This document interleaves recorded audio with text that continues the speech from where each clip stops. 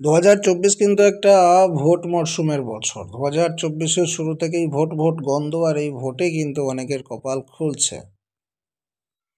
মহিলাদের লক্ষ্মীর ভাণ্ডার থেকে শুরু করে অনেক দিক থেকে অনেক সুবিধা পাচ্ছে রাজ্যবাসী। পাশাপাশি কিন্তু বাজেটও পেশ হয়ে গেছে, আর বাজেটে কিছু ঘোষণা করে দেওয়া হয়েছে চুক্তিভিত্তিক কর্মচারীদেরকে নিয়ে।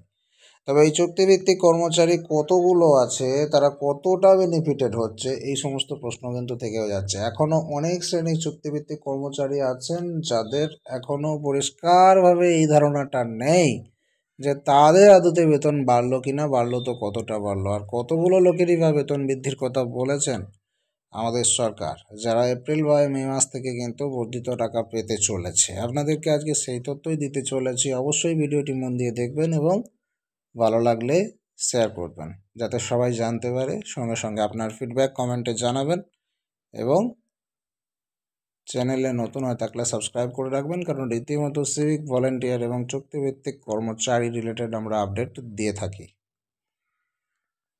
আমি আছি ওয়ান ইন্ডিয়া বেঙ্গলি নিউজের আন্ডারে। আপনারা দেখতে পাচ্ছেন এখানে পরিষ্কারভাবে লেখা রয়েছে, লোকসভা ভোটের আগেও রাজ্য সরকার বাজেটে প্রায় কল্পতরু হয়ে উঠেছিল এবং লক্ষ্মীর ভাণ্ডার থেকে যারা উপকৃত তাদের কপাল খুলেছে, কারণ 500 টাকা থেকে বাড়িয়ে 1000 টাকা করা।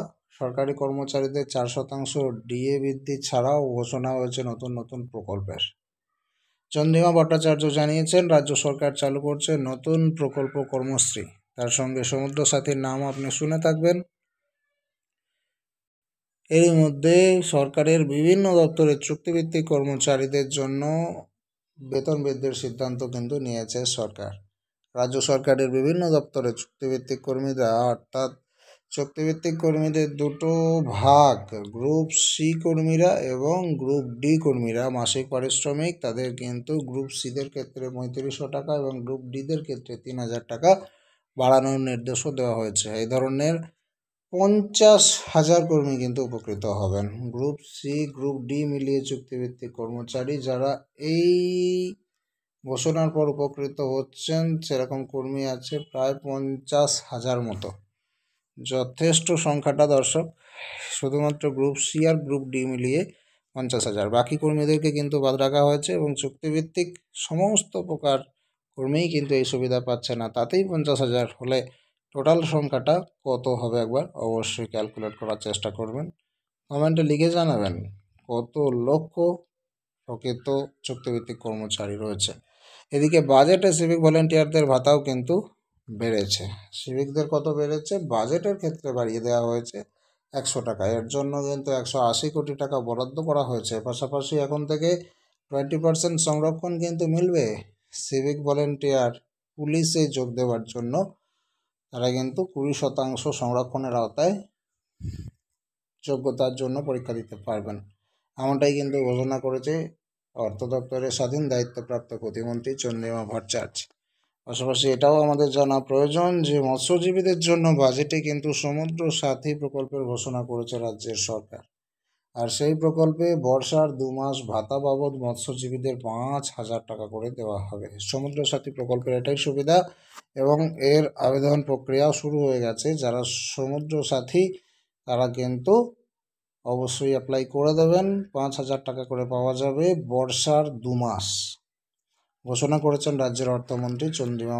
বাজেটে পথশ্রী প্রকল্পের জন্যও কিন্তু অর্থ বরাদ্দ করেছে রাজ্যের সরকার। যারা যারা পথশ্রীর সুবিধা পাবেন তারাও কিন্তু এই সুবিধাগুলোকে অ্যাভেল করতে ভুল করবেন না। দর্শক, আপনাদেরকে জানিয়ে রাখবো এখানে আরও কিছু লেখা রয়েছে, যেমন 2024 সালে রাজ্য বাজেটে এবার লক্ষ্মীর ভাণ্ডার নিয়ে বিরাট ঘোষণা করেছে রাজ্যের মন্ত্রী চন্দ্রিমা ভট্টাচার্য। লক্ষ্মীর ভাণ্ডার প্রকল্পে ভাতা 500 টাকা বাড়ানো হয়েছে, যার ফলে 1000 টাকা করে পাবেন কিন্তু মহিলারা। অন্যদিকে যারা জনজাতি মহিলা তাদের জন্য বাড়িয়ে করা হয়েছে 1200 টাকা,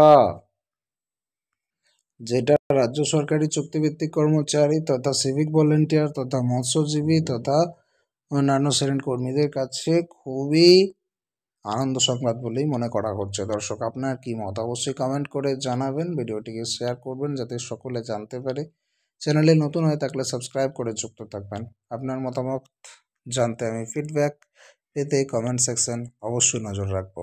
ধন্যবাদ, সবাই ভালো থাকুন।